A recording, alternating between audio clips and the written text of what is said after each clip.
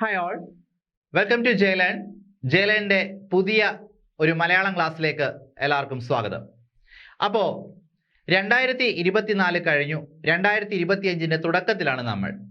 അപ്പോൾ ഏതൊരു ഉദ്യോഗാർത്ഥിയെ സംബന്ധിച്ച് നല്ല പ്രതീക്ഷയുള്ള ഒരു വർഷം തന്നെയാണ് ഈ 2025. അപ്പോൾ 2024 അവസാനമായപ്പോഴേക്കും ഒത്തിരി PSC അപേക്ഷകൾ വിളിച്ചിട്ടുണ്ട്. അപ്പോൾ അതിനെല്ലാമുള്ള തയ്യാറെടുപ്പിലായിരിക്കും ഉദ്യോഗാർത്ഥികളെല്ലാവരും. അപ്പോൾ നിങ്ങളുടെ ജീവിതത്തിലെ ഒരു ടേണിംഗ് പോയിന്റ് ആയിട്ട് മാറാൻ ഈ വർഷത്തിന് കഴിയട്ടെ എന്ന് ആദ്യമേ തന്നെ ആശംസിക്കുന്നു. അപ്പോൾ അതിനുവേണ്ടിയുള്ള ഒരു കഠിനമായ തയ്യാറെടുപ്പ് എല്ലാവരും നടത്തുക. അപ്പോൾ ഈ വീഡിയോയിലൂടെ പറയാൻ ഉദ്ദേശിക്കുന്നത്, വരുന്ന PSC എക്സാമിന് ചോദിക്കുന്ന മലയാളം ടോപ്പിക്കിൽ ഉൾപ്പെടുന്ന ഒരു പ്രധാനപ്പെട്ട ഒരു വിഷയത്തെ അടിസ്ഥാനമാക്കിയിട്ടുള്ള കുറച്ച് ചോദ്യങ്ങളാണ് ഉൾപ്പെടുത്തിയിരിക്കുന്നത്. അപ്പോൾ മലയാളത്തിൽ 10 മാർക്കിൻ്റെ ചോദ്യങ്ങളാണ് ചില പരീക്ഷകൾക്ക് ഉൾപ്പെടുത്തിയെങ്കിൽ ചില PSC പരീക്ഷകൾക്ക് 20 മാർക്കിൻ്റെയൊക്കെ വരാറുണ്ട് അല്ലേ. അപ്പോൾ നമ്മൾ ആ 10 മാർക്കായാലും 20 മാർക്കായാലും മലയാളത്തിൽ ഉൾപ്പെടുന്ന ഒരു ടോപ്പിക്കാണ് പദശുദ്ധി എന്ന് പറഞ്ഞിട്ടുള്ളൊരു ടോപ്പിക്ക്. അതിൽ വാക്യശുദ്ധിയും പദശുദ്ധിയുമുണ്ട്, രണ്ടും വ്യത്യാസമുള്ളതാണ്. അപ്പോൾ പദശുദ്ധിയിൽ ആ വിലപ്പെട്ട 1 മാർക്ക് നമുക്ക് കിട്ടണമെങ്കിൽ നമ്മൾ പ്രയോഗിക്കുന്ന വാക്കുകൾ അല്ലെങ്കിൽ ക്വസ്റ്റ്യൻ പേപ്പറിൽ നമ്മൾ കാണുന്ന വാക്കുകൾ നമ്മൾ ചിലപ്പോൾ ഉപയോഗിക്കുന്നതായിരിക്കാം, പക്ഷെ യഥാർത്ഥത്തിൽ അതിൻ്റെ കറക്റ്റ് ആയിട്ടുള്ള അക്ഷരം അല്ലെങ്കിൽ സ്പെല്ലിംഗ് നമുക്ക് അറിയണമെന്നില്ല. അറിഞ്ഞാൽ തന്നെ അത് എക്സാം ഹാളിൽ ഇരുന്ന് ചിലപ്പോൾ തെറ്റിപ്പോയാനും വരാം. അപ്പോൾ അതിന് വേണ്ടിയിട്ട്, അങ്ങനെയുള്ള തെറ്റുകൾ വരുത്താതിരിക്കാൻ വേണ്ടിയിട്ട് എന്ത് ചെയ്യണം? ഇതുപോലുള്ള കുറേ വാക്കുകൾ സ്വയം പ്രാക്ടീസ് ചെയ്യണം. അങ്ങനെയുള്ള കുറച്ച് വാക്കുകളാണ് ജയലൻ്റെ ഈ വീഡിയോയിലൂടെ നിങ്ങൾക്ക് വേണ്ടിയിട്ട് എടുക്കുന്നത്.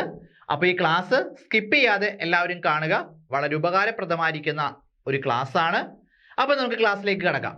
പദശുദ്ധിയിൽ പ്രധാനപ്പെട്ട കുറച്ച് കാര്യങ്ങൾ, അതായത് ഒരു 6 ചോദ്യം വീതമാണ് ഞാനിവിടെ തയ്യാറാക്കി എടുത്തിരിക്കുന്നത്. ചോദ്യമല്ല കേട്ടോ, 6 സെറ്റായിട്ട് 2 പദങ്ങൾ. അതിൽ തെറ്റായ പദമുണ്ട്, ശരിയായ പദമുണ്ട്. അപ്പോൾ ഇതിൽ ഞാനിപ്പോൾ തെറ്റെന്ന് പറയുന്നത് ഇത് മാത്രം തെറ്റാണെന്ന് ഉദ്ദേശിക്കരുത്, ഇത് ശരിയാണെന്ന് വിചാരിക്കരുത്. അവിടെ എവിടെയും തെറ്റും ശരിയും കൊടുത്തിട്ടുണ്ട്. അപ്പോൾ നമുക്ക് ഡിസ്കസ് ചെയ്യാം. ഒന്നാമത്തെ നോക്കൂ, അനന്തരവൻ, അനന്തിരവൻ, അനന്തരവൻ അല്ലേ. നമ്മളിത് എപ്പോഴും ഉപയോഗിക്കുന്ന വാക്കെന്ന് വെച്ചിട്ടുണ്ടെങ്കിൽ പണ്ടത്തെ തറവാടുകളുടെ അല്ലെ, പണ്ടത്തെ ആ ഒരു കൂട്ടുകുടുംബ വ്യവസ്ഥിതിയിലൊക്കെ പറയാറുണ്ട് അല്ലെ, എൻ്റെ അനന്തരവനാണവൻ, എൻ്റെ അനന്തിരവനാണെന്ന് പറയും, രണ്ടും പറയാറുണ്ട്. പക്ഷെ ഇതിൽ യഥാർത്ഥത്തിൽ എഴുതുമ്പോൾ ഏതായിരിക്കും ശരി? പരീക്ഷയ്ക്ക് വരുമ്പോൾ നമ്മൾ കുഴഞ്ഞു പോകും. ഇവിടെ യഥാർത്ഥത്തിൽ ഉത്തരം വരുന്നത് രണ്ടാമത്തെ ഭാഗത്ത് കിടക്കുന്ന അനന്തരവനാണ് ശരിയായിട്ട് വരുന്നത്. അനന്തിരവൻ എന്നൊരിക്കലും എഴുതാൻ പാടില്ല. അനന്തരവൻ എന്നാണ് കറക്റ്റ് ആയിട്ടുള്ള അക്ഷരം എന്ന് പറയുന്നത്. രണ്ടാമത്തേത് അനാവശ്യം, അനാവശ്യം, അനാവശ്യം, അനാവശ്യം. ഇത് ചിലപ്പോൾ എല്ലാവർക്കും അറിയാവുന്ന കാര്യമായിരിക്കും അല്ലേ. അനാവശ്യമായി ചെലവഴിക്കരുത്, അനാവശ്യമായി സമയം പാഴാകരുത് എന്നൊക്കെയാണ് നമ്മൾ പറയണത്. അനാവശ്യം എന്ന രീതിയിൽ നമ്മൾ പറയാറുണ്ടോ? ഇല്ല. അപ്പോൾ ശരിയായിട്ടുള്ള ഏതാണ്? അനാവശ്യമാണ് ശരിയായിട്ട് വരുന്നത്. ഓക്കെ, സിമ്പിൾ ആണല്ലേ. കുറച്ച് ടഫായ വാക്കുകൾ പുറകെ വരുന്നുണ്ട്. പിന്നെ മൂന്നാമത്തേത് അനുഷ്ഠാനം, അനുഷ്ഠാനം. ഈ 2 വാക്കുകളിൽ അനുഷ്ഠാനമുണ്ട്, അനുഷ്ഠാനമുണ്ട്. ഇവിടെ നോക്കൂ, ഷ 0 ഠായാണ്, ടാ ഠ, അതിൽ ഠകാരമാണ്. ഇത് അനുഷ്ഠാനമാണ്, ടകാരമാണ്. നമ്മൾ പറയുന്നത് അനുഷ്ഠിക്കുക എന്ന് പറയുള്ളൂ, അനുഷ്ഠിക്കുക എന്ന് പറയാറില്ല അല്ലേ. നമ്മൾ മലയാളം പദം ഉപയോഗിക്കുമ്പോൾ ശ്രദ്ധിക്കേണ്ടത് എന്താണ്? ഇപ്പോൾ കുതിര എന്ന് നമ്മൾ പറയാറുണ്ട്. കുതിര എന്ന് പറയുമ്പോൾ താ എന്നാണ് പറയുന്നത്. പക്ഷെ കുതിര എന്ന് പറയുമ്പോൾ താക്ക് ദാ ചേർത്ത രീതിയിലല്ലേ പറയാം. കുതിര എന്നല്ലേ നമ്മൾ പറയുന്നത്, കുത്തിര എന്ന് നമ്മൾ പറയാറില്ല അല്ലെ. പക്ഷെ എഴുതുമ്പോൾ കുതിര എന്നും പറയുമ്പോൾ കുതിര എന്നുമാണ് പറയുന്നത്. അപ്പൊ അവിടെ നമ്മൾ എഴുതുമ്പോൾ, നമുക്ക് മത്സര പരീക്ഷയ്ക്ക് എഴുതുമ്പോൾ അക്ഷരങ്ങളിൽ ഉണ്ടാവുന്ന മാറ്റമാണ് നമ്മൾ നോക്കേണ്ടത്. അതുകൊണ്ട് അനുഷ്ഠാനം എന്നാണ് നമ്മൾ പറയുന്നത്, പക്ഷേ അനുഷ്ഠാനമാണ് ശരിയായിട്ട് വരുന്നത്. രണ്ടാമത്തേത് അനുഷ്ഠാനമാണ് ശരിയായിട്ട് വരുന്നത്. ഈ ടായല്ല, ഠായാണ് വരുന്നത്. ഓക്കെ, അനുഷ്ഠിക്കുക എന്നാണ് പറയുന്നത്. നാലാമത്തെ നോക്കൂ, അനുഗ്രഹം, അനുഗ്രഹം, അനുഗ്രഹം, അനുഗ്രഹം. ഇവിടെ ഒരു സാമ്യം എന്താണെന്ന് ഞാൻ പറയാം. അനുഗ്രഹം കിട്ടിയവൻ എന്ന് പറയാറുണ്ട്. അധ്യാപകന്റെ അനുഗ്രഹം, മാതാപിതാക്കളുടെ അനുഗ്രഹം എന്ന് പറയുമ്പോൾ ആ അനുഗ്രഹം എന്ന് നമ്മൾ പറയാറില്ല. അനുഗ്രഹിച്ചു എന്ന് പറയോ? പറയില്ല. പകരം എന്താ പറയാ? അനുഗ്രഹം എന്നാണ് പറയുന്നത്, അല്ലെ? അനുഗ്രഹിച്ചു. ഇനി ഞാൻ നേരത്തെ പറഞ്ഞ ഒരു സാമ്യം, അനുഗ്രഹം കിട്ടിയവൻ ആരായിരിക്കും? അനുഗ്രഹീതൻ എന്ന് പറയാറുണ്ടോ? ഇല്ല. അവിടെ എന്താണ് പറയാറുള്ളത്? അനുഗ്രഹീതൻ എന്നാണ് പറയാറുള്ളത്. ശ്രദ്ധിക്കേണ്ടത് അവിടെയാണ്. അനുഗ്രഹം കിട്ടിയവൻ അനുഗ്രഹീതൻ എന്നാണ് പറയുന്നത്. ഗൃ ആണ് അവിടെ വരുന്നത്. ഇതേ ഒരു സാമ്യം ഇടയുണ്ട്. സൃഷ്ടി എന്ന് പറയാറുണ്ട്, അല്ലെ? സൃഷ്ടി കറക്റ്റാണ്, സൃ ആണ് വരുന്നത്. എന്നാൽ സൃഷ്ടി നടത്തുന്നവൻ ആരാണെന്ന് ചോദിച്ചു കഴിഞ്ഞാൽ സ്രഷ്ടാവ് എന്നാണ് അർത്ഥം. സ്രഷ്ടാവ്. നോക്കൂ അവിടെ വ്യത്യാസം. സൃഷ്ടി എന്ന് പറയുമ്പോൾ സൃ ആണ് പറയണമെങ്കിൽ സൃഷ്ടി നടത്തുന്നവൻ സ്രഷ്ടാവ്, അവിടെ ശ്രേയാണ് ഉപയോഗിക്കേണ്ടത്. ഇങ്ങനെ ഒരു സാമ്യം ഉണ്ട്. എന്നാൽ തന്നെയും അവിടെ ഉപയോഗിക്കുന്ന ലിപികൾക്ക് വ്യത്യാസമുണ്ട്. നമ്മളെ കൺഫ്യൂഷൻ ആക്കുന്ന ചില പദങ്ങളാണ് അത്. ക്ലിയർ ആയല്ലോ? അടുത്തതിലേക്ക് നോക്കാം. അത്യാവശ്യം, അത്യാവശ്യം. നേരത്തെ അനാവശ്യം, അനാവശ്യം പറഞ്ഞ പോലെ തന്നെയാണ്. സെയിം സ്പെല്ലിംഗ് ആണ്. ഒരു സ്പെല്ലിംഗ് മാത്രം വ്യത്യാസമുള്ളൂ. അപ്പൊ കറക്റ്റ് ഏതാ വരുന്നത്? അത്യാവശ്യമാണ് ശരിയായിട്ട് വരുന്നത്. അടുത്ത നോക്കൂ. അത്യുജ്വലം, അത്യുജ്വലം. ഉജ്ജ്വലമായിരിക്കുന്ന പ്രസംഗം എന്നൊക്കെ ഒരു സിനിമയിൽ ജഗതി ശ്രീകുമാർ പോലെ, അല്ലെ? ഉജ്ജ്വലം. ആ പ്രൊനൗൺസിയേഷൻ തന്നെ ശ്രദ്ധിച്ചറിയാൻ പറ്റും. ആ ജാക്കൊരു സ്ട്രെസ് ചെയ്ത് കൊടുത്താണ് അദ്ദേഹം പറയുന്നത്. അതേപോലെ ഉജ്ജ്വലം എന്ന് പറയുമ്പോൾ, ഉജ്ജ്വലമായിരിക്കുന്നു എന്ന് പറയുമ്പോൾ ഈ ഒരു ജാ വന്നു കഴിഞ്ഞാൽ ഉജ്ജ്വലം എന്ന് പറയുള്ളൂ. ഉജ്ജ്വലം എന്ന് പറയണമെങ്കിൽ എന്ത് വേണം? അത്യുജ്വലമാണ് പറയേണ്ടത്. 2 ജായാണ് വരേണ്ടത്. അപ്പോൾ ശരിയായിട്ടുള്ളത് അത്യുജ്വലം. ഓക്കെ, അപ്പൊ ഇതാണ് ഈ ഭാഗത്ത് ശരിയായിട്ടുള്ള ഉത്തരങ്ങൾ. അടുത്ത ഭാഗത്തേക്ക് പോയാൽ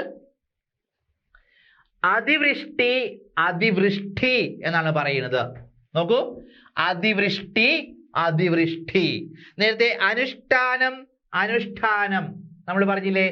അനുഷ്ഠാനം, അനുഷ്ഠാനം 0 ഠായാണ് എന്ന് കരുതി അതിവൃഷ്ടിയിലേക്ക് നമ്മൾ പോകരുത്. ഈ 0 ഠ, അതായത് ഠകാരം അവിടെ വേണ്ട.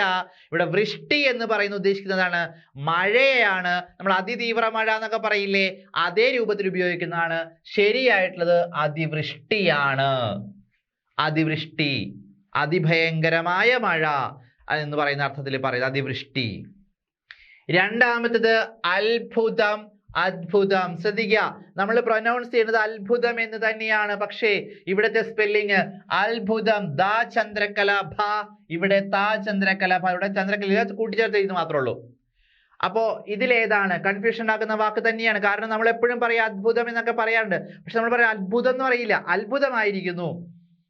ഓ, അത്ഭുതമായിരിക്കുന്നു എന്ന് പറയുള്ളൂ, അല്ലെ? അത്ഭുതമായിരിക്കുന്നു നമ്മൾ പറയാറുണ്ടോ? ഇല്ല. അവിടെ ദാ ചന്ദ്രക്കലയാണോ താ ചന്ദ്രക്കലയാണോ എന്ന് നമുക്ക് പലർക്കും അറിയാൻ പറ്റുന്നുണ്ടാവില്ല. ഇവിടെ ശരിയായിട്ട് ആൻസർ വരുന്നത് അത്ഭുതമാണ്, താ ചന്ദ്രക്കല ഭായാണ് വരുന്നത്. ഇത് തെറ്റാണ്. മറ്റൊരു കാര്യം നോക്കാം. ഉത്സാഹം എന്ന് നമ്മൾ പഠിച്ചിട്ടുണ്ട്, അല്ലെ? ഉത്സാഹം, താ ചന്ദ്രക്കല സ, ഉത്സാഹമാണ്. ഉത്സവം പഠിച്ചിട്ടുണ്ട്, അല്ലെ? താ ചന്ദ്രകല സായാണ് ഉത്സവം പഠിച്ചിട്ടുണ്ട്.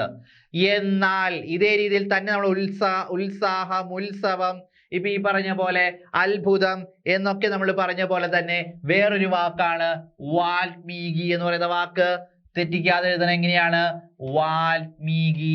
ഇതാണ് ചന്ദ്രകല, ലാ ചന്ദ്രകലമായാണ് വാൽമീകി. എന്തുകൊണ്ട് അങ്ങനെ പേര് പറയുന്നത്? വാൽമീകം എന്ന് പറയുന്നത് ചിതൽപുറ്റാണ്. വാൽമീകം എന്ന് പറയുന്നത് ചിതൽപുറ്റ്. ആ ചിതൽപുറ്റിൽ നിന്നാണല്ലോ അനിഷാദനായ ആള്, അതായത് കാട്ടാളൻ, ഒരു മഹർഷിയായിട്ട്, മുനിയായിട്ട് പുറത്തേക്ക് വരുന്നത്. അതുകൊണ്ടാണ് വാൽമീകത്തിൽ നിന്ന് വന്നവനാണ് വാൽമീകി എന്ന് പറഞ്ഞ പേര് വരുന്നത്. അതിന്റെ സ്പെല്ലിംഗ് ഇതാണ് ഉൾപ്പെടുത്തിയിരിക്കുന്നത്. പണ്ഡിതന്മാർ, ഭാഷാ പണ്ഡിതന്മാർ ഉൾപ്പെടുത്തിയിരിക്കുന്നത്. അതുകൊണ്ട് വാൽമീകം എന്ന് പറയുമ്പോൾ വാൽമീകി, നമ്മൾ വാത്മീകി എന്ന് പറയാലോ, വാൽമീകി. ആ വാൽമീകി എന്ന് പറയുമ്പോൾ ലായാണ്. അതുപോലെ ഉത്സാഹം, ഉത്സവം എന്ന് പറയുമ്പോൾ തായാണ്. വ്യത്യാസം മനസ്സിലാക്കണം. ഓക്കെ. പിന്നെ അധ്യാത്മികം, ആധ്യാത്മികം എന്ന് പറയുന്നത് ശ്രദ്ധിച്ചേ. അധ്യാത്മ രാമായണം എന്ന് നമ്മൾ പറയാറുണ്ട്, അല്ലെ? എന്താണ്? എഴുത്തച്ഛൻ്റെ കിളിപ്പാട്ട് പ്രസ്ഥാനത്തിലെ പ്രധാനപ്പെട്ട കൃതിയാണ് അധ്യാത്മരാമായണം എന്ന് പറയുന്നത്. അവിടെ ആധ്യാത്മരാമായണം എന്ന് പറയാറില്ല. പക്ഷേ ഇവിടെ നമ്മൾ ഉപയോഗിക്കേണ്ടത് ആധ്യാത്മിക ജീവിതം നയിച്ചു എന്ന് പറയുന്നതിനേക്കാളും ഏറ്റവും ബെറ്റർ ആയിട്ട് ആധ്യാത്മിക ജീവിതം നയിച്ചു എന്നാ പറയുന്നത്. വ്യത്യാസം മനസ്സിലാക്കണം. അധ്യാത്മരാമായണം കറക്റ്റ് ആണ്, എന്നാൽ അധ്യാത്മ ജീവിതമല്ല, ആധ്യാത്മിക ജീവിതം നയിച്ചു എന്നാ പറയേണ്ടത്.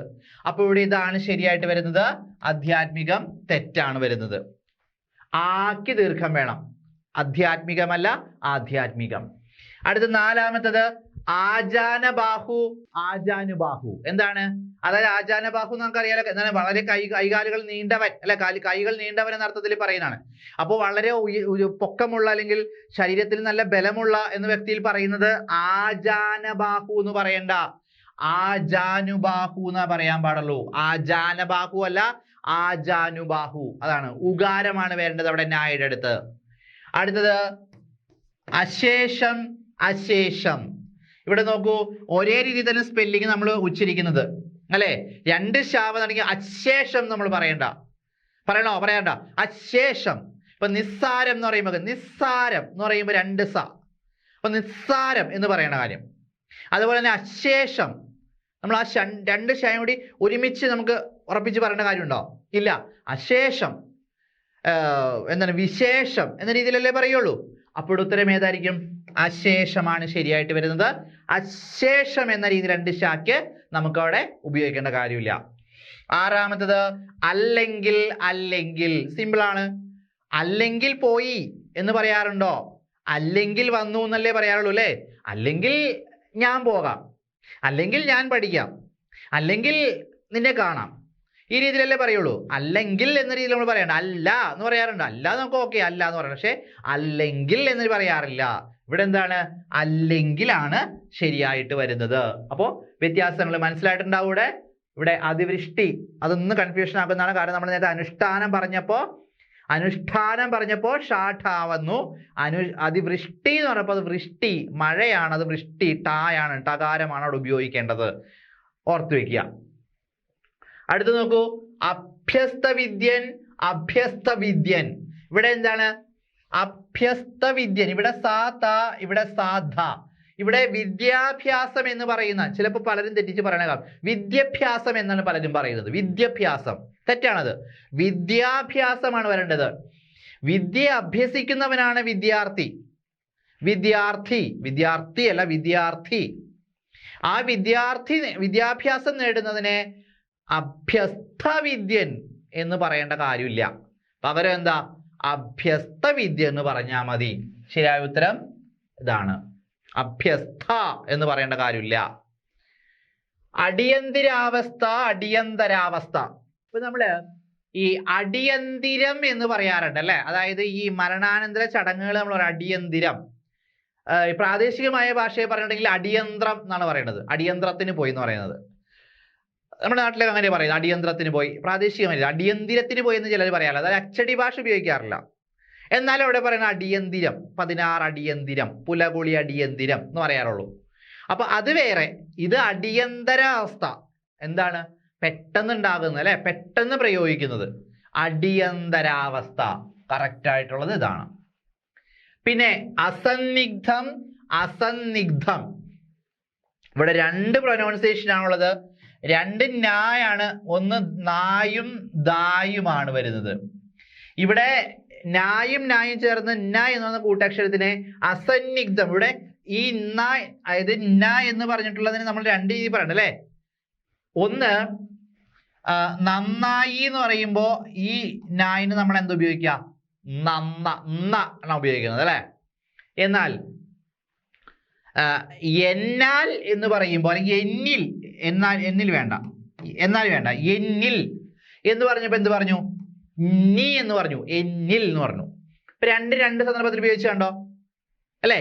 അപ്പോ അതേപോലെ രൂപത്തിൽ തന്നെയാണ് ഇവിടെ നായും ദായും. നന്ദി എന്ന് പറയാറുണ്ട് നമ്മൾ, നന്ദി. പക്ഷെ ഈ നായും ദായും കൂടി ചേരുമ്പോ എന്താ ഉപയോഗിക്കുക? പറയാ എന്താന്നാണ് വെക്കാൻ, എന്താ, നന്ദി എന്ന രീതിയിലാണ് പറയേണ്ടത്. പക്ഷെ നമ്മൾ നന്ദി പറഞ്ഞു എന്ന് പറഞ്ഞിട്ടുണ്ടെങ്കിൽ തെറ്റല്ലേ? നമ്മൾ ഉപയോഗിച്ചു വന്നേക്കണതാണ് നന്ദി എന്നല്ലേ പറയുക. അപ്പൊ ശരിക്കും സ്പെല്ലിംഗ് ഇതല്ലേ?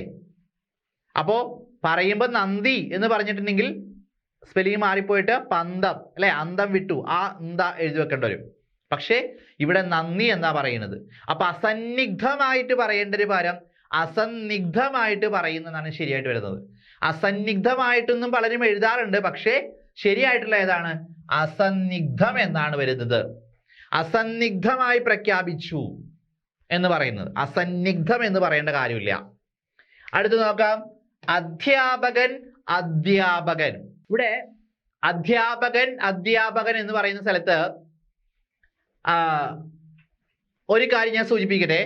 ഈ അധ്യാപകൻ എന്ന് പറയുന്നത് പണ്ട് കാലത്ത് ഉപയോഗിച്ചിരുന്നത്, പണ്ട് കാലത്ത് എന്ന് പറഞ്ഞാൽ യഥാർത്ഥത്തിൽ ഉപയോഗിച്ചിരുന്നത് ഇങ്ങനെയാണ് അല്ലെ, ദായും ധായുമാണ്. ദ പ്ലസ് ധ, ഇതാണ് അധ്യാപകൻ എന്ന് പറയുന്നത്. പക്ഷേ ഇന്നത് ചുരുങ്ങി ഈ ദ പോയിട്ട് പകരം ധ മാത്രം വന്നു, അധ്യ എന്ന് പറയുന്നു. അപ്പൊ ശരിക്കും ഇവിടെ ഉത്തരം വരുന്നത് ഏതാണ്? ഇവിടെ ഇതാണ് വരുന്നത് അധ്യാപകൻ. ഇത് തെറ്റാണ്. ഇനി ക്വസ്റ്റ്യൻ പേപ്പറിൽ അധ്യാപകൻ എന്ന് ഈ ദായും ധായും കൂടി വന്നിട്ടുണ്ടെങ്കിൽ നിങ്ങൾ കറക്റ്റ് ആയിട്ട് ഉത്തരം എഴുതേണ്ടത് ഇതാണ് കേട്ടോ. ഇനി PSC ക്വസ്റ്റ്യൻ പേപ്പറിന്റെ ഉത്തരം ചിലപ്പോൾ ഇതായിരിക്കും അധ്യാപകൻ വരുന്നത്. പക്ഷെ നമുക്ക് ശരിക്കും ഇത് രണ്ടും വരണമെങ്കിൽ കൺഫ്യൂഷൻ വരും. ശരിക്കും ആൻസർ ഇത് തന്നെയാണ്. പിന്നെ അടിമത്വം അടിമത്തം, എന്താണ് വ്യത്യാസം? അടിമത്തം നിലനിന്നിരുന്നു അല്ലേ, സോഷ്യൽ സ്റ്റഡീസ് പഠിച്ചല്ലേ? ഫ്യൂഡൽ പ്രഭുക്കന്മാരുടെ അടിമത്തം എന്ന രീതിയിൽ പറയാറില്ലേ? അപ്പൊ അടിമത്വമാണോ പറയുന്നത്? അല്ല, ഏതാ? അടിമത്തമാണ് ശരിയായിട്ട് വരുന്നത്. ഇവിടെ മറ്റൊരു കാര്യം നോക്കാം.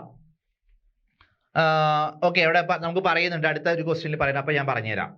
അടുത്ത് നോക്കൂ, അണ്വായുധം അണുവായുധം. ഇവിടെ എന്താണ്? അണുവായുധം പ്രയോഗിച്ചു എന്ന് പറയണോ, അണ്വായുധം പ്രയോഗിച്ചു എന്ന് പറയണോ? എന്താ?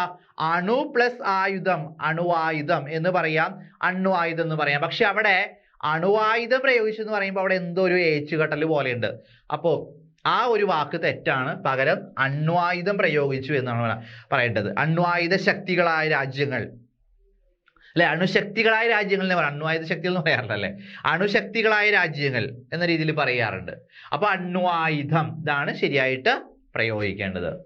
അടുത്ത് നോക്കാം, അസ്തമനം അസ്തമയം. പരീക്ഷയ്ക്ക് ചോദിക്കാറുണ്ട്, PSC പരീക്ഷയ്ക്ക് ഒട്ടേറെ തവണ ചോദിച്ചിട്ടുണ്ട്. അസ്തമനമാണോ അസ്തമയമാണോ ശരി? പണ്ടത്തെ കാരണവന്മാര്, അമ്മൂമ്മമാരെ അപ്പൂമ്മമാരൊക്കെ പണ്ടത്തെ കാലത്ത് പറയാം, അസ്തമനം ആയിടാ വീട്ടിൽ കയറ് എന്ന് പറയാറുണ്ട് കുട്ടികളോട് അല്ലെ. പറഞ്ഞിരുന്നു പണ്ട് കാലത്ത് അല്ലെ. എന്റെയൊക്കെ ചെറുപ്പത്തിൽ അങ്ങനെ പറയാറുണ്ട്. വീട്ടിലേക്ക് അമ്മാമ്മയൊക്കെ പറഞ്ഞ അസ്തമനായി വീട്ടിൽ കയറ്, കളി മതിയാക്കെന്ന് പറയാറുണ്ട്. കാരണം സന്ധ്യാനേരം അല്ലെങ്കിൽ എന്താണ് അന്തിയായി, സന്ധ്യ എന്ന് പറഞ്ഞാൽ അന്തിയായി, അല്ലെങ്കിൽ മോന്തിയായി എന്ന് പറയുമ്പോൾ മൂവന്തിയായി എന്ന് പറയുന്നത്, മൂവന്തിയായി എന്ന് പറയുന്നത്. അപ്പോൾ മോന്തിയായി വീട്ടിൽ കയറുന്ന് പറയും. അതുപോലെ തന്നെ അസ്തമനിച്ചു എന്ന് പറയൂല, അസ്തമനായി വീട്ടിൽ കയറുന്ന് പറയും. പക്ഷെ അസ്തമനം എന്ന രീതിയിൽ അത് ഒരു പ്രാദേശികമായി ഇത് ഉപയോഗിക്കുന്ന വാക്കാണ്, അല്ലാതെ യഥാർത്ഥത്തിൽ അതിന്റെ സ്പെല്ലിംഗ് അതല്ല. പകരം എന്താ? അസ്തമയമാണ് ശരി. അതെല്ലാവർക്കും അറിയാവുന്ന കാര്യമാണ്. പക്ഷെ ഇവിടെ ഒരു വ്യത്യാസം ഞാൻ ചൂണ്ടിക്കാട്ടുന്നത് മാത്രമേ ഉള്ളൂ. അസ്തമയമാണ് ശരിയായിട്ട് വരുന്നത്. അടുത്ത് നോക്കാം, അസ്ഥിപഞ്ചരം അസ്ഥിപഞ്ചരം. ഇവിടെ രണ്ട് ഇഞ്ച ഉണ്ട്. ഒന്ന് ഞായും ജായും കൂടി ചേർന്നതാണ്, മറ്റൊന്ന് ഞായും ചായും കൂടി ചേർന്നാണ്. ഇവിടെ അസ്ഥിപഞ്ചരം എന്ന് പറയുന്നിടത്ത് നമ്മൾ വേറൊരു വാക്ക് പറയാറില്ലേ? എന്താണ്? അഞ്ജലി എന്ന് പറയാറുണ്ട് അല്ലെ. അല്ലാതെ അഞ്ജലി എന്ന് പറയാറില്ലല്ലോ. ശ്രദ്ധാഞ്ജലി എന്ന് പറയുന്നത് തെറ്റല്ലേ? ആദരാഞ്ജലി തെറ്റല്ലേ? ആദരാഞ്ജലി, അഞ്ജലിയാണ്. അഞ്ജലി കൂപ്പുക, ഒരാളുടെ പേരൊക്കെ പറയാറുണ്ട്. അതേപോലെ ഇതെന്തിനു ഉപയോഗിക്കുന്നതാണ്? പഞ്ചസാര അല്ലെ, സഞ്ചി, കുഞ്ചു അല്ലെ, പഞ്ചാര കുഞ്ചു എന്നൊക്കെ പറഞ്ഞ് പഠിച്ചിട്ടില്ലേ? അപ്പൊ അതേപോലെ അവിടെ ഉപയോഗിക്കേണ്ട. അപ്പൊ അസ്ഥി പഞ്ചരം എന്ന് പറയുമ്പോൾ നമ്മുടെ അസ്ഥി കൂടത്തിന് ഉപയോഗിച്ച് പറയുന്നതാണ്. അപ്പൊ ആ പഞ്ചരം എന്ന് പറയുന്നത് ഇതാണ്, ഇതല്ല, അസ്ഥി പഞ്ചരമല്ല.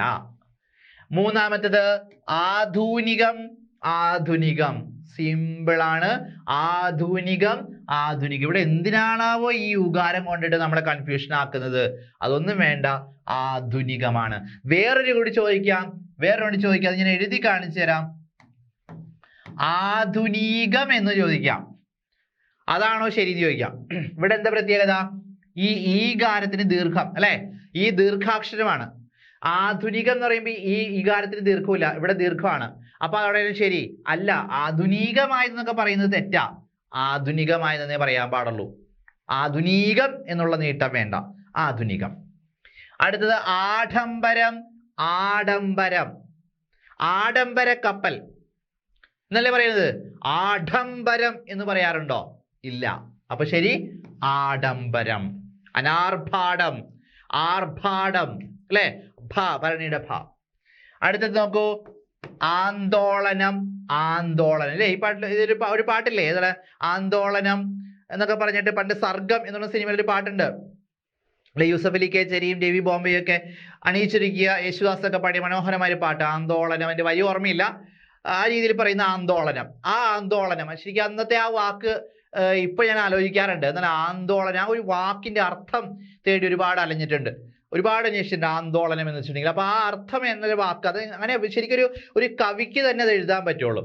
അപ്പൊ ആ ആന്തോളനം എന്ന് പറയുന്നത് ഇതല്ല, ഇതാണ് ആന്തോളനം എന്നാണ് ശരിയായിട്ട് വരുന്നത്.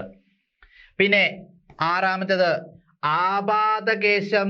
ആപാദകേശം ഇത് വാക്കുകളുടെ അർത്ഥം മനസ്സിലാക്കിയിട്ട് വേണം മനസ്സിലാക്കാനായിട്ട്. ആപാദകേശം, കേശം എന്ന് പറഞ്ഞാൽ അറിയാലോ തലമുടി, പാദം എന്നുദ്ദേശിക്കുന്നത് താഴെ. അപ്പോ തല മുതൽ പാദം വരെ അല്ലെങ്കിൽ പാദം മുതൽ തല വരെ, അടി മുതൽ മുടി വരെ എന്ന് പറയുന്നത് തന്നെയാണ് ഇവിടെ ഉദ്ദേശിക്കുന്നത്. അപ്പൊ അടി മുതൽ മുടി വരെ പാദം എന്ന് പറയുന്ന എഴുതുമ്പോൾ ഏതായിരിക്കും?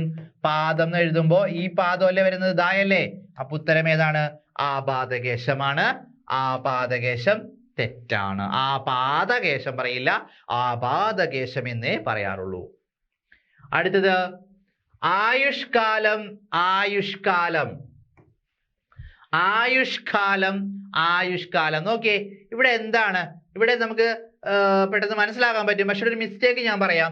ഇവിടെ ഷാ കഴിഞ്ഞ് ചന്ദ്രക്കല വന്നേക്കണം. നോക്കിയേ, ഈ ചന്ദ്രക്കല വരേണ്ട ഇവിടെ കാര്യമില്ല. ഇതാണ് ശരിയായിട്ടുള്ള വാക്ക്.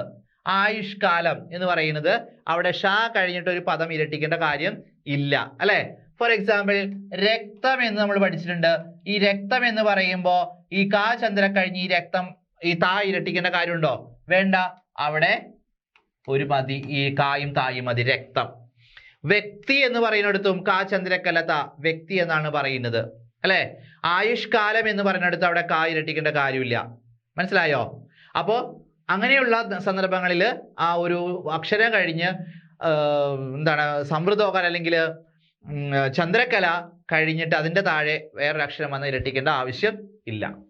രണ്ടാമത്തത് ആത്മീകം. ആത്മീകം എന്താണ്? ഇവിടെ ആത്മീകം എന്ന് വേണമെങ്കിൽ ഇപ്പൊ നമ്മൾ നേരത്തെ ഉത്സവം, ഉത്സാഹം, വാൽമീകി എന്നൊക്കെ നമ്മൾ പഠിച്ചതാണ്, അത്ഭുതം പഠിച്ചതാണ്. അതേ രൂപത്തിലൊരു മാറ്റമുണ്ട്. പക്ഷെ എന്നാൽ തന്നെ ഇവിടെ ദീർഘം വന്നിട്ടുണ്ട്. ആത്മീകമായ ആനന്ദത്തിലാണെന്ന് പറയണോ, ആത്മികമായ ആനന്ദത്തിലാണെന്ന് പറയണോ? ഏതായിരിക്കും കറക്റ്റ് വരുന്നത്? ആത്മികമായ ആനന്ദത്തിൽ എന്നാണ് പറയണത്. ഓക്കെ, ആത്മീകം തെറ്റാണ്.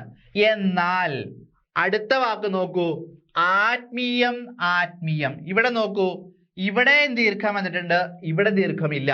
സെയിം സ്പെല്ലിംഗ് അല്ലേ? നോക്കിയേ, ആത്മീ ആത്മീ ആത്മീ ആത്മീ.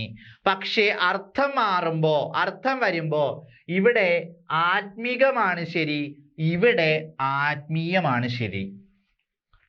ഇവിടെ ആത്മീകമാണ് ശരി, ഇവിടെ ആത്മീയമാണ് ശരി. ആത്മീയ കാര്യങ്ങളിൽ ഇടപെട്ടു എന്നാണ് പറയുന്നത്. ആത്മീയ കാര്യങ്ങളിൽ ഇടപെട്ടു എന്നല്ല, ആത്മീയ കാര്യങ്ങളിൽ ഇടപെട്ടു എന്നാണ് നമ്മൾ പറയേണ്ടതും എഴുതേണ്ടതും. എന്നാൽ ചില കാര്യങ്ങളിലൊക്കെ ചില വ്യത്യാസങ്ങൾ വരാറുണ്ട്. അത് എന്താണ്? മാനസികം, ലൗകികം, ഐഹികം, ദാർശനികം എന്നൊക്കെ പറയുന്ന വാക്കുകളില്ലേ, അതിൽ എല്ലായിടത്തും ഇതേപോലെ ദീർഘങ്ങൾ വരാറില്ല. ചില കാര്യങ്ങളിൽ ദീർഘം വരാറുണ്ട്, ചില കാര്യങ്ങളിൽ ദീർഘം വരാറില്ല. അപ്പൊ ആധുനികം പഠിച്ചപ്പോ ആധുനികം എന്നും പറഞ്ഞു, ആധുനികം എന്നും പറഞ്ഞു. ശരിക്കും ആധുനികം മതി, ആധുനികം പറയേണ്ട കാര്യമില്ല. ഓക്കെ, അടുത്ത് നോക്കൂ, ഇച്ഛാശക്തി. ഇച്ഛാശക്തി ഇതിലേതാണ് ശരിയായിട്ട് വരിക? ഇച്ഛാശക്തിയാണോ ഇച്ഛാശക്തിയാണോ? ഇവിടെ ഇച്ഛാശക്തി എന്ന് പറയുമ്പോൾ ആലോചിച്ച് നോക്കുക. അർത്ഥപരമായിട്ട് എടുക്കുകയാണെങ്കിൽ ഇച്ഛ എന്നുണ്ടെങ്കിൽ ആഗ്രഹം എന്ന് അർത്ഥം കേട്ടോ. ആഗ്രഹത്തിന്റെ ശക്തി, ആഗ്രഹത്തിന്റെ ബലം എന്ന അർത്ഥത്തില്. ഇവിടെ ഇച്ഛ എന്ന് പറഞ്ഞ വാക്കിന് അവിടെ പ്രത്യേകിച്ച് അർത്ഥമാണ്. നമ്മൾ കുഞ്ഞുങ്ങളോട് പറയാറില്ലേ ഇച്ഛ, ചവിട്ടല്ലേ, ഇച്ഛയാണ് എന്ന് പറയാറില്ലേ, അഴുക്കാണെന്ന് പറയുന്നത്. അതിനെയാണ് അവിടെ ഇച്ഛ എന്ന് പറയുന്നത്. അപ്പൊ നമുക്ക് അതിനെ അവിടെ ഉപയോഗിക്കേണ്ട കാര്യമില്ല. ഇവിടെ ഇച്ഛാശക്തിയാണ് ശരി, ഇത് തെറ്റാണ്. അഞ്ചാമത്തത് ഉൽപ്പത്തി ഉത്പത്തി. അതായത് ഉൽപ്പത്തി ഉത്പത്തി എന്ന് പറയുമ്പോ ഇവിടെ നമ്മള് ബൈബിളില് നമ്മൾ പറയാറുണ്ട് ഉൽപ്പത്തി പുസ്തകം എന്ന് നമ്മൾ പറയാറുണ്ട് അല്ലെ. ഉൽപ്പത്തി പുസ്തകം എന്നൊരു പുസ്തകം ഉണ്ട് ബൈബിളിൽ, ഒരു വളരെ മനോഹരമായിട്ടുള്ള സന്ദേശങ്ങളൊക്കെ വരുന്നത്. അപ്പൊ അവിടെ ഈ ഉൽപ്പത്തിയാണോ ഉത്പത്തിയാണോ എന്ന് പറയുന്നത്, നേരത്തെ നമ്മൾ ഈ ലകാരം എവിടെയാണ് പറഞ്ഞത്? വാൽമീകി എന്നുള്ള വാക്കിനടുത്ത് നമ്മൾ പറഞ്ഞിരുന്നു. വാൽമീകി എന്ന് പറയുമ്പോൾ അവിടെ ലാ വരണം. വാൽമീകം എന്ന് പറയുമ്പോൾ ചിതൽപുറ്റ് എന്ന അർത്ഥത്തിൽ ഉൽപ്പത്തി അല്ല, വാൽമീകം എന്ന് പറയുമ്പോൾ ലാ വരണം. ഇവിടെ ഉൽപ്പത്തി എന്ന് പറയുന്നത് നേരത്തെ ഉത്സവം, അതുപോലെ തന്നെ ഉത്ഭവം എന്നൊക്കെ പറയുന്ന ഭാഗത്ത് ലാ അവിടെ നമുക്ക് ഉപയോഗിക്കേണ്ട കാര്യമില്ല. പകരം താ മതി, ഉൽപ്പത്തിയാണ് ശരിയായിട്ട് വരുന്നത്. ഇത് തെറ്റാണ്. ഇങ്ങനെ ലകാരവും തകാരവും ഒക്കെ വരുന്ന ഒരുപാട് സന്ദർഭങ്ങളുണ്ട് നമ്മളെ തെറ്റിദ്ധരിപ്പിക്കുന്നത്. വാത്സല്യം, ഉദ്ഘാടനം, ഉത്സവം, ഇത് പറഞ്ഞ ഉൽപ്പത്തി, ഉത്ഭവം, ഇതൊക്കെ തെറ്റിദ്ധാരണ വരുത്തുന്ന വാക്കുകളാണ്. അടുത്ത് നോക്കാം, ഉച്ഛിഷ്ടം ഉച്ഛിഷ്ടം. നേരത്തെ നമ്മൾ പറഞ്ഞിരുന്നു ഇച്ഛാശക്തി എന്ന് പറഞ്ഞ അതേ പാറ്റേണിൽ തന്നെ നമുക്ക് ഈ വാക്ക് എടുത്ത് നോക്കാം. ഉച്ഛിഷ്ടം ഉച്ഛിഷ്ടം എന്ന് പറയുന്നത്. അപ്പൊ ഉച്ഛിഷ്ടം ഭക്ഷിച്ചു എന്ന് പറയുന്നതും ഉച്ഛിഷ്ടം ഭക്ഷിച്ചു എന്ന് പറയുന്നതും വ്യത്യാസമുണ്ട്. പക്ഷെ എല്ലാവരും ഒരുപോലെ തന്നെ പറയുള്ളൂ അല്ലെ. ഒരു സിനിമ പറയണില്ലേ, മോഹൻ തോമസിന്റെ ഉച്ഛിഷ്ടവും അമേദ്യവും എന്നൊക്കെ പറഞ്ഞ് കൂട്ടിക്കുഴച്ചു എന്നൊക്കെ പറഞ്ഞ ഡയലോഗ്, ഒരു സിനിമ ഡയലോഗ് പ്രശസ്തമാണ്, സുരേഷ് ഗോപിയുടെ അല്ലെ. അപ്പൊ അതേപോലെ ഉച്ഛിഷ്ടം എന്ന് പറയുന്ന പ്രൊനൗൺസിയേഷൻ എന്തായിരിക്കണം? ഉച്ഛിഷ്ടമാണോ ഉച്ഛിഷ്ടമാണോ? ഏതാണ്? ഈ ഉച്ഛിഷ്ടമാണ് ശരിയായിട്ടുള്ളത്. ഇതാണ് ശരിയായ പ്രൊനൗൺസിയേഷൻ. ഓക്കെ, ഇവിടെ ഇച്ഛാശക്തിയും നോക്കുക, ഉച്ഛിഷ്ടവും നോക്കുക, ഏതാണ്ട് ഒരേപോലെ വന്നിരിക്കുന്ന രണ്ട് വാക്കുകളാണ്. എണ്ണച്ചായം എന്നുള്ള വാക്ക് വരുന്നുണ്ട് ഇവിടെ, അത് ഞാൻ പറഞ്ഞുതരാം എന്താണെന്ന്.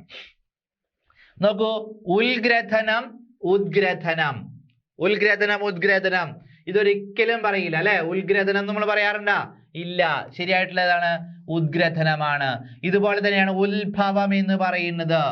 ഉത്ഭവം, ഉത്സവം എന്ന് എഴുതുമ്പോ ഉത്സവം എഴുതുമ്പോ ഇങ്ങനെ എഴുതുന്നു, ഉത്ഭവം എന്ന് എഴുതുമ്പോ ഇങ്ങനെ എഴുതുന്നു, ഉത്ഭവിച്ചു. കണ്ടോ വ്യത്യാസം? കണ്ടോ? അപ്പോ ഉൽഗ്രഥനം എന്ന് പറയുമ്പോൾ ദായാണ് വരേണ്ടത്. രണ്ടാമത്തത് ഇതം പ്രഥമം. ഇതം പ്രഥമം എന്ന്, ഇത് ആദ്യം എന്നാണ് തുടക്കത്തിൽ എന്ന് പറയുന്നത്. ആ ഇതം പ്രഥമമാണ് ശരിയായി വരുന്നത്. ഇതം പ്രഥമം എന്ന് പറയേണ്ട കാര്യമില്ല, ഇതം പ്രഥമമാണ് ശരിയായി വരുന്നത്. മൂന്നാമത്തത് ഉദ്ദീപനം ഉദ്ദീപനം. ഇവിടെ എന്താ പ്രൊനൗൺസിയേഷൻ? എന്താണ്? ഉദ്ദീപനം. യുദ്ധം ചെയ്യുക, ബദ്ധപ്പാട്, ബുദ്ധിമുട്ട് എന്നൊക്കെ പറയുന്നതിന്റെ ധായാണ് ഈ കാണുന്നത്. ദായും ധായും. നമുക്ക് വേണ്ടത് എന്താണ്? ഉദ്ദീപനമാണ് വേണ്ടത്. ആ ഉദ്ദീപനം എന്ന് പറയുന്നത് ഇതാണ് ശരിയായിട്ടുള്ളത്. ഉദ്ദീപനമാണ് ശരിയായിട്ടുള്ളത്. നാലാമത്തേത് എണ്ണച്ചായം. എണ്ണച്ചായം എന്ന് പറയുന്നത്, ഇവിടെ ഛായം എന്ന് പറയുന്നത് നേരത്തെ നമ്മൾ എവിടെ പഠിച്ചത്? ഉച്ഛിഷ്ടം എന്ന് പറഞ്ഞു കൊടുത്ത് രണ്ട് ഛാ വന്നു, ചായും ഛായും വന്നു, ഉച്ഛിഷ്ടം എന്ന് പറയാം. എന്നാൽ എണ്ണച്ചായം എന്ന് നമുക്ക് പറയേണ്ട, ഛായം എന്ന് പറയേണ്ട കാര്യമില്ല, എണ്ണച്ചായം എന്നാണ് പറഞ്ഞാൽ മതി. ഇതാണ് ശരിയായിട്ടുള്ളത്, എണ്ണച്ചായം, അതാണ് ശരി. അഞ്ചാമത്തത് ഏഴര ശനി. ഏഴര ശനി ഇതെവിടെ നമ്മൾ പറഞ്ഞത്? നിശേഷം പഠിച്ചത് ഓർക്കുക. അവിടെ നിശേഷത്തിന് നമുക്ക് രണ്ട് ശ വരേണ്ട കാര്യമില്ല, നിശേഷം എന്ന് പറയേണ്ട യാതൊരു കാര്യമില്ല, നിശേഷം എന്ന് പറഞ്ഞാൽ മതി. അതുപോലെ തന്നെ ഏഴര ശനി. ഏഴര ശനി വെളുപ്പിന് എഴുന്നേറ്റ് കുളിച്ചു എന്നാണ് പറയുന്നത്. കവിതകളൊക്കെ എഴുതുന്നത് അങ്ങനെയാണ് അല്ലെ, കഥകളിലൊക്കെ എഴുതുന്നത്. അപ്പോ ഏഴര ശനി, ഇതാണ് ശരി, ഇത് തെറ്റാണ്. ആറാമത്തത് ഏറ്റവും സിമ്പിളായ വാക്കാണ്, പക്ഷേ പല കുട്ടികളും പരീക്ഷയ്ക്ക് തെറ്റിക്കുന്ന ഒരു വാക്കാണ് ഐകമത്യം. ഐകമത്യം എന്ന് പറയുന്നത് പലരും, ഇത് വാക്ക് അറിയാവുന്ന പലരും തെറ്റിക്കാറുണ്ട്. ഐക്യമത്യം മഹാബലം എന്ന് പറഞ്ഞിട്ടുള്ള ഒരു ചൊല്ല് നമുക്കറിയാം അല്ലെ. എന്താണ്, ഒത്തുപിടിച്ചാൽ മലയും പോരും എന്ന് പറയുന്ന വാക്കുകളൊക്കെ ഏതാണ്ട് അതുമായിട്ട് ബന്ധപ്പെട്ടതാണ്. പക്ഷേ ഇവിടെ ഐക്യം എന്ന് പറയുമ്പോൾ ഒരുമിച്ചാണ്, സമ്മതിച്ചു. ഐക്യം എന്ന് പറഞ്ഞാൽ എല്ലാവരും തമ്മിലുള്ള യൂണിറ്റി എന്ന രീതിയിൽ പറയുന്നതാണ്, സമ്മതിച്ചു. പക്ഷേ ഐക്യമത്യം എന്ന് ഒരിക്കലും പറയില്ല, ശുദ്ധ തെറ്റാണ്. ഇവിടെ ശുദ്ധ തെറ്റെന്ന് പറയാൻ പാടില്ല അല്ലെ, ശുദ്ധ തെറ്റെന്ന് പറയുമ്പോൾ നല്ല തെറ്റാണെന്നുള്ള രീതിയിൽ അർത്ഥം പറയുന്നത് അല്ലെ. എന്തോ ആയിക്കോട്ടെ, കണ്ടോ, ഇങ്ങനെയാണ് നമ്മുടെ വാക്കുകളൊക്കെ തെറ്റുന്നത് ചില സന്ദർഭങ്ങളിലൊക്കെ. ഓക്കെ, അതായത് ഇപ്പൊ എന്താണ്, ചില വാക്കുകൾ ഒരേ അർത്ഥത്തിൽ തന്നെ പറയാറില്ലേ അല്ലെ. ക്യാച്ച് പിടിച്ചു എന്ന് ഇംഗ്ലീഷ് മലയാളം കൂട്ടി പറയുന്നത് തെറ്റല്ലേ പറയുന്നത്. അപ്പൊ അതുപോലെ ഒരു വാക്കാണ് ശുദ്ധ തെറ്റാണെന്ന് പറയുന്നത്. ഓക്കെ, ശുദ്ധ പോഷ്കാണ് എന്ന് പലരും ആലങ്കാരികമായിട്ട് ഉപയോഗിക്കാറുണ്ട്. എന്തോ അതിലെന്താണ് ശരി തെറ്റ് നമുക്ക് ചിന്തിക്കാവുന്നേ ഉള്ളൂ. അപ്പൊ ഇവിടെ ഐകമത്യം എന്ന് പറയുന്നത് തെറ്റായ കാര്യമാണ്, ഐകമത്യമാണ് ശരിയായിട്ടുള്ളത്. ഒരിക്കലും ഐക്യമത്യം എന്ന് പറയാൻ പാടില്ല. അത് കൃത്യമായിട്ട് മനസ്സിലാക്കി പഠിക്കണം. പലരും തെറ്റുവരുത്തുന്ന ഒരു വാക്കാണ് ഐക്യമത്യം എന്ന് പറയുന്നത്. അടുത്തത് ഐച്ഛികം, ഐച്ഛികം എന്ന് പറയുന്നത്, ഐച്ഛികം ഐച്ഛികം എന്ന് പറയുന്നത് ഐച്ഛിക വിഷയം എന്നാണ് പറയുന്നത്. ഐച്ഛിക വിഷയം എന്ന് പറയില്ല, ഐച്ഛികമാണ് ശരി. നമ്മൾ ഉച്ഛിഷ്ടം പഠിച്ച പോലെ തന്നെ അച്ഛൻ എന്ന് പറയുന്നതിന്റെ അച്ഛ തന്നെയാണ് ഇവിടെയും പറയുന്നത്.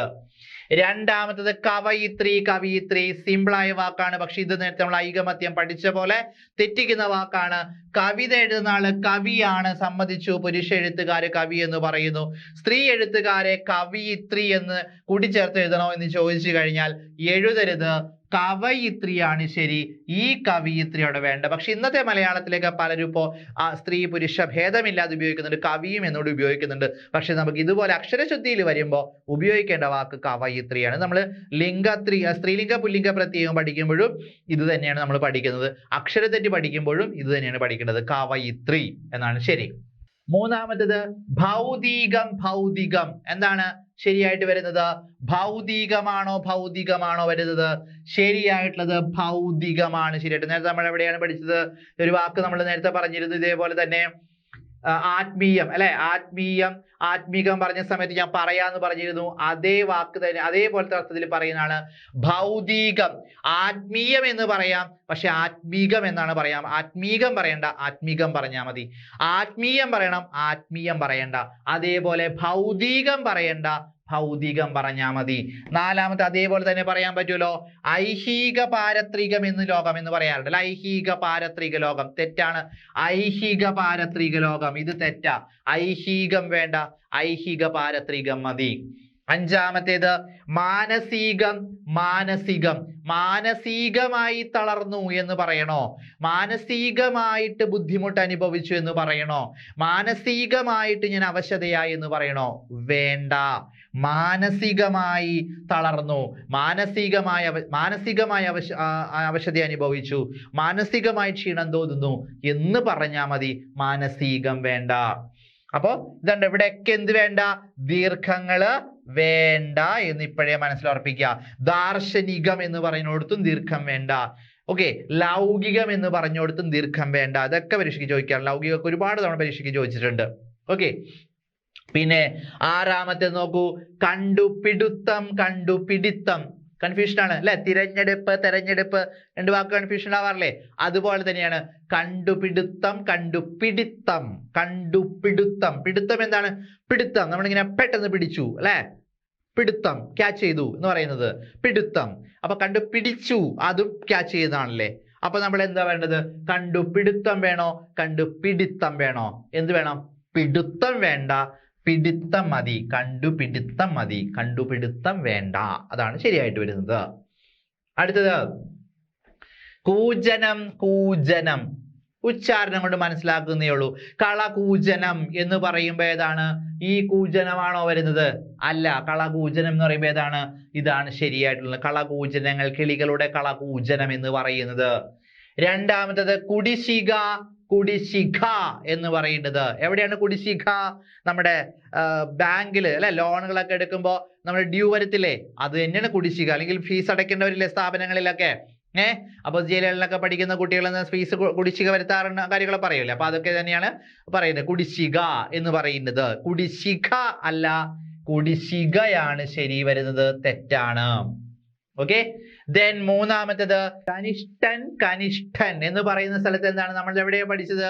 അനുഷ്ഠാനം എന്ന് പറയുന്ന സ്ഥലത്ത് പഠിച്ചിരുന്നു അല്ലെ? അനുഷ്ഠാനം പഠിച്ചിരുന്നു. അവിടെ ടായാണ് ഉപയോഗിച്ചത്.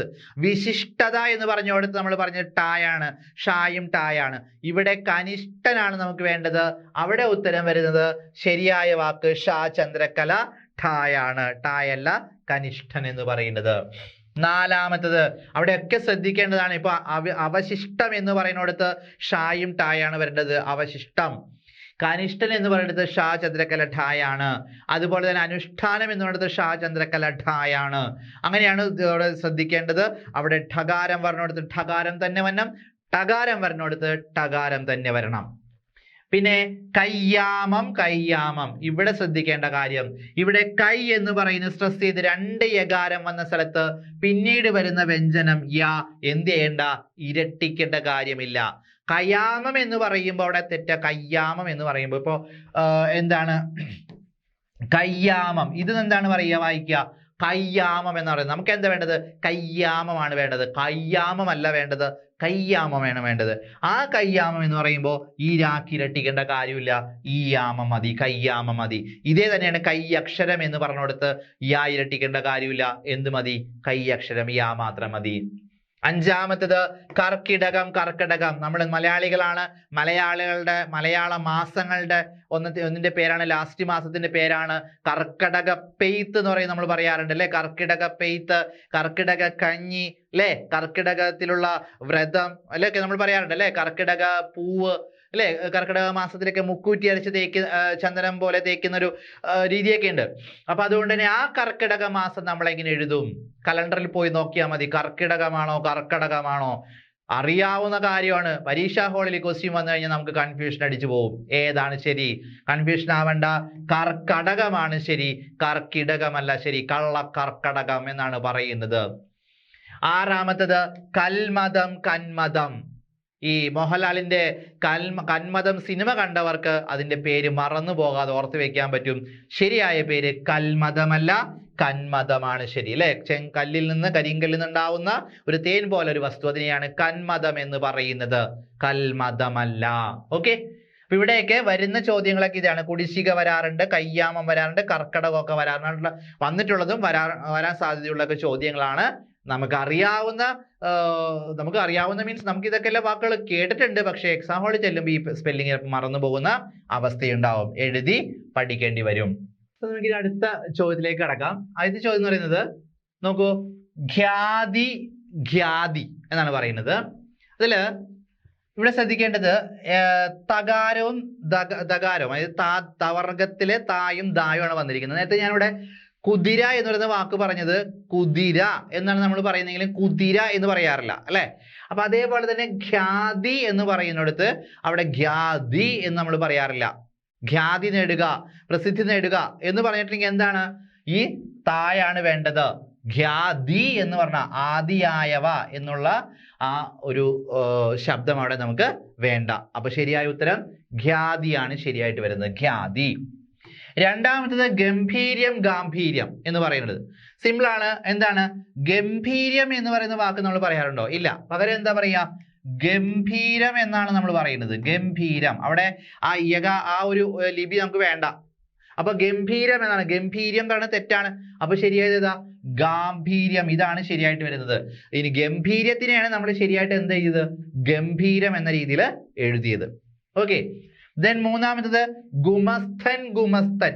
ഇവിടെ വേറൊരു വാക്കുണ്ട്, ഗൃഹസ്ഥൻ എന്ന് പറയുന്ന ഒരു വാക്ക് നോക്കിയേ. ഗൃഹസ്ഥൻ എന്ന് പറഞ്ഞിട്ടുണ്ടെങ്കിൽ ഇതാണ്. ഗൃഹനാഥൻ എന്ന് പറയുമ്പോൾ സാചന്ദ്രകല ധായാണ് ഗൃഹസ്ഥൻ. എന്നാൽ ഗൃഹസ്ഥൻ എന്ന് പറയുമ്പോൾ സാചന്ദ്രകല താ ഉപയോഗിക്കേണ്ട, ഗൃഹസ്ഥൻ ധായാണ് ഉപയോഗിക്കേണ്ടത്. എന്നാൽ അതേ അർത്ഥത്തിൽ ഗുമസ്തൻ എന്ന് നമുക്ക് പറയേണ്ട കാര്യമുണ്ടോ? ഗുമസ്തൻ വേണ്ട, ഗുമസ്തൻ അത് മതി. സാചന്ദ്രകല തായാണ് വേണ്ടത്.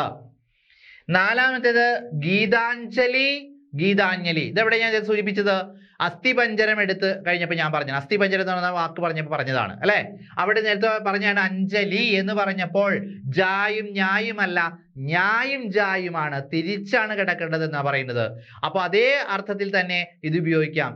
ഗീതാഞ്ജലി എന്ന് പറയാൻ പാടില്ല, ഗീതാഞ്ജലി എന്നാണ് ശരിയായിട്ട് വരുന്നത്. അഞ്ജലി തെറ്റാണ്. അഞ്ചാമത്തത് ചിലവ് ചെലവ്. ചിലവ് എന്ന് പറയുന്നത് നമ്മൾ എന്താ പറയുക, കുറച്ച് അഭ്യസ്തവിദ്യരായ ആൾക്കാർ ചില സംസ്കാരത്തിന്റെ അല്ലെങ്കിൽ സാംസ്കാരികപരമായിട്ടുള്ള പെരുമാറ്റത്തിന്റെ വക്താക്കളാണെന്ന് പറയാൻ വേണ്ടി ചിലവ് എന്ന് തന്നെ പറയാൻ പറ്റും, പറയുന്നവരുണ്ട്. അക്ഷരസ്ഫുടതയോടുകൂടി അല്ലെങ്കിൽ അക്ഷരമാല തെറ്റിക്കാതെ ചിലവ് എന്ന് പറയുന്നത്. പക്ഷെ യഥാർത്ഥത്തിൽ ചിലവ് എന്നതിന് പകരം ഉപയോഗിക്കേണ്ടത് ചെലവാണ്. ചുവപ്പ് ചെമപ്പ് എന്ന് ഉപയോഗിക്കുന്ന പോലെ, ചുവപ്പ് നമ്മൾ പറയാറില്ല, ചുവന്ന പൂവ്, ഇത്രയും കൂടി സ്റ്റാൻഡേർഡ് ആയ രീതിയിൽ പറയുന്നത്. പക്ഷെ അതിന്റെ സ്പെല്ലിംഗ് എന്താണ്? ചെമപ്പ് എന്നാണ് പറയുന്നത്. അതേപോലെ തന്നെയാണ് ചിലവ് ചെലവ് എന്ന് പറയുന്നത്. സെയിം അതേ തന്നെ വാക്കാണ് ചെരുപ്പ് ചെരിപ്പ്. എന്താണ്? ചെരുപ്പ് എന്ന് പറയേണ്ട, ചെരിപ്പ് എന്ന് പറഞ്ഞാൽ മതി. ഓക്കെ, ഇത്രയും ക്ലിയർ ആയെന്ന് വിശ്വസിക്കുന്നു. അടുത്ത ചോദ്യത്തിലേക്ക് പോകാം. അടുത്ത ഭാഗം എന്താണ്? ജഗദ്ഗുരു ജഗദ്ഗുരു. ഇവിടെ ശ്രദ്ധിക്കേണ്ട കാര്യം, ജഗത്ത് എന്ന് നമ്മൾ എഴുതുന്നത് എങ്ങനെയാണ്? ജഗത്ത് ഇങ്ങനെയാണ് അല്ലെ?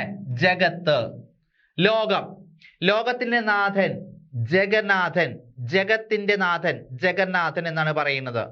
പക്ഷേ ജഗത് ഗുരു, ജഗത്തിന്റെ ഗുരു അല്ലെങ്കിൽ ലോകത്തിന്റെ ഗുരു എന്ന അർത്ഥത്തില് പറയേണ്ടത് ജഗത് ഗുരു ആണ് വേണ്ടത്, ദായാണ് വേണ്ടത്. നമ്മൾ ഉദ്ഗ്രഥനം പഠിച്ചില്ലേ, ഉത്ഭവം പഠിച്ചില്ലേ, ഉദ്ഘാടനം പഠിച്ചില്ലേ, അതേ രൂപത്തിൽ ഇവിടെ ഉപയോഗിക്കണം. ജഗത് ഗുരു, ദാ ചന്ദ്രകല വേണ്ടത്. രണ്ടാമത്തത് ജനനിബിഡം ജനനിബിഡം. നിബിഡം വേണോ? നിബിഡം വേണ്ട, നിബിഡം, നിബിഡം എന്നാണ് പറയേണ്ടത്. ജനനിബിഡമാണ് ശരിയായിട്ട് വരുന്നത്.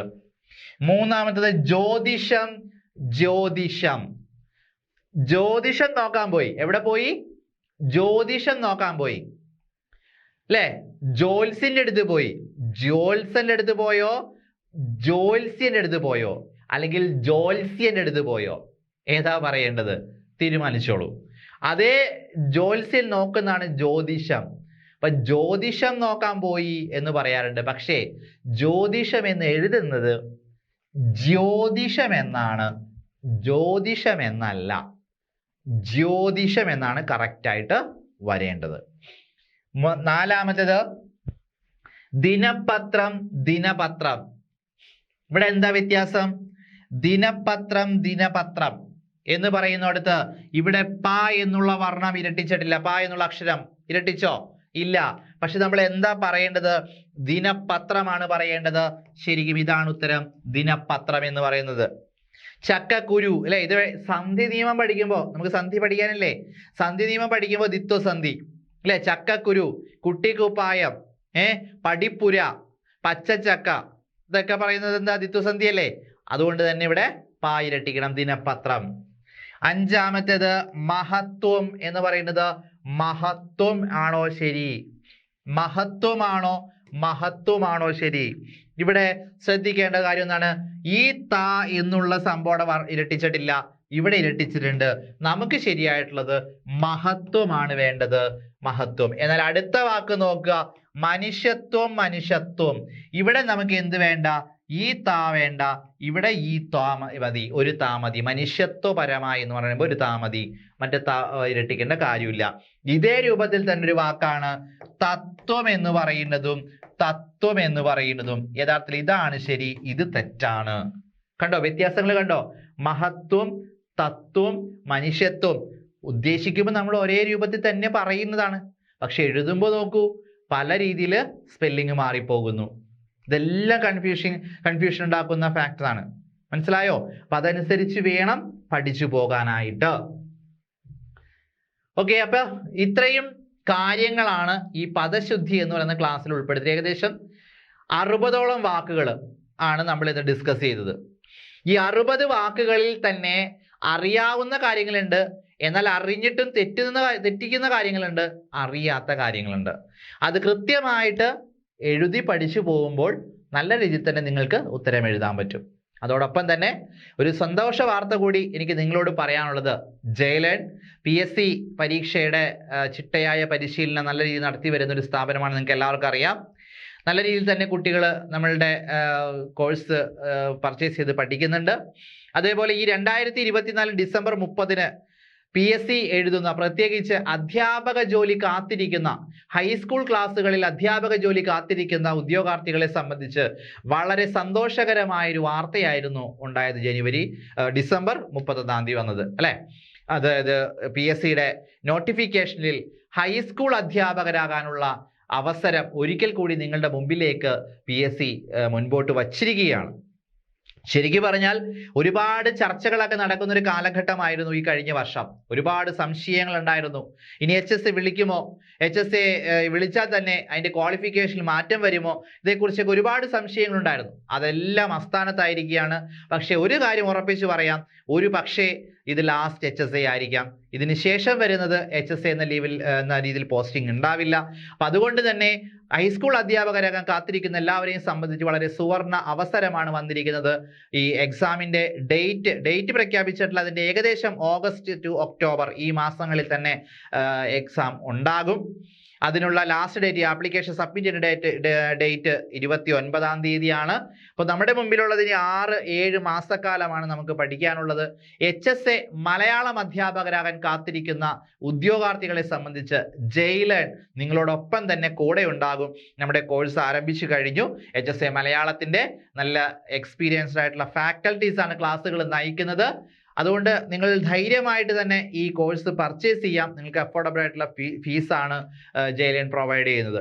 അപ്പോൾ ഒരുപാട് നല്ല ഓൺലൈൻ പ്ലാറ്റ്ഫോമിന്റെ എല്ലാവിധ നല്ല സൗകര്യങ്ങളും നിങ്ങൾക്ക് ഉപയോഗപ്പെടുത്താം.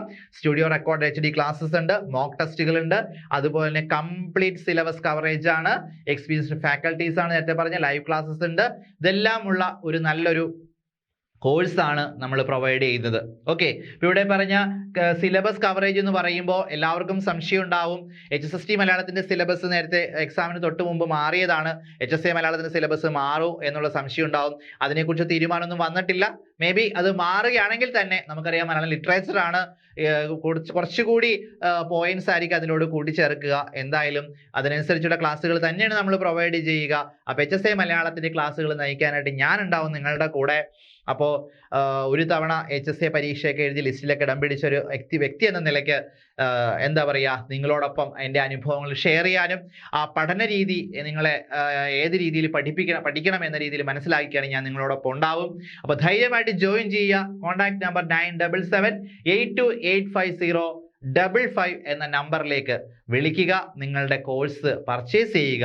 അപ്പോൾ ലാസ്റ്റ് HSA ആണ്. ആ ലാസ്റ്റ് HSAക്ക് നിങ്ങളുടെ ജീവിതത്തിലെ നല്ലൊരു അധ്യാപിക, പ്രത്യേകിച്ച് അധ്യാപകൻ അല്ലെങ്കിൽ മലയാള അധ്യാപകനാവുക എന്ന ലക്ഷ്യം നിങ്ങളിലേക്ക് എത്തിക്കുവാനായിട്ട് ജയിലേൺ കൂടെ ഉണ്ടാകും.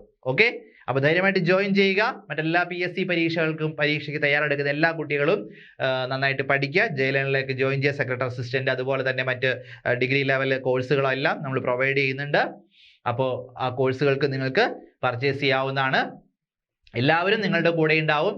ജയിലേൺ നിങ്ങളുടെ ആ ഒരു ലക്ഷ്യം സാക്ഷാത്കരിക്കാനായിട്ട് നിങ്ങളുടെ കൂടെ തന്നെ ഉണ്ടാകും. ഓക്കെ, അപ്പോൾ നല്ലൊരു പുതുവർഷം ആശംസിക്കുന്നു. നന്നായി പഠിക്കുക. നല്ലൊരു ജോലിയിലേക്ക് എല്ലാവരും എത്തുക. റാങ്ക് ലിസ്റ്റിന്റെ മുൻപന്തിയിലെത്തുക. അതുവഴി നിങ്ങൾ ആഗ്രഹിക്കുന്ന ജോലിയിലെത്തുക. ഓക്കെ, അപ്പോൾ മറ്റൊരു വീഡിയോ ആയിട്ട് നമുക്ക് വീണ്ടും കാണാം. Okay, by.